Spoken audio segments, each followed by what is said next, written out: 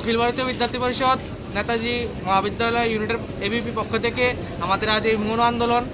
আমরা গত কিছুদিন আগে আমরা একটি আন্দোলন করেছিলাম, যেখানে আমাদের আশ্বাস দিয়েছিল যে খুব শীঘ্রই ছাত্রীদের এবং যে সমস্যাগুলির সমাধান হবে। কিন্তু ত্রিপুরা ইউনিভার্সিটির যে একটা নতুন একটা তাদের একটা যে ফর্ম দেওয়া হয়েছে স্টুডেন্টকে, যারা ফর্মগুলো ফিল আপ করে তারপর তারা রিসেপশনে দিতে হবে, কিন্তু তাদের স্টুডেন্টরা আরও হয়রানি বেশি হচ্ছে।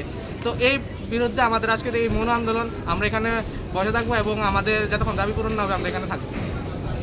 মূলত কটা দাবি নিয়ে আপনাদের আন্দোলন? আমাদের মূলত 4-5টা দাবি নিয়ে আন্দোলন, যেমন ফর্ম ফিল আপ, ছাত্রছাত্রীদের যে প্রেজেন্ট থাকা সত্ত্বেও অ্যাবসেন্ট, এবং তারা যে মার্ক প্রাপ্য কিন্তু প্রাপ্য সত্ত্বেও তাদের মার্ক 0 দেওয়া হয়েছে।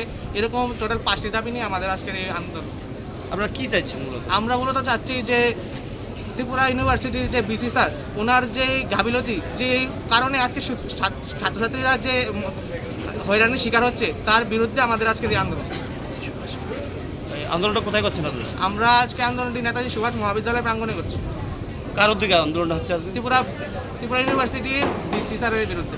কে করছে এই আন্দোলন? এবিপি।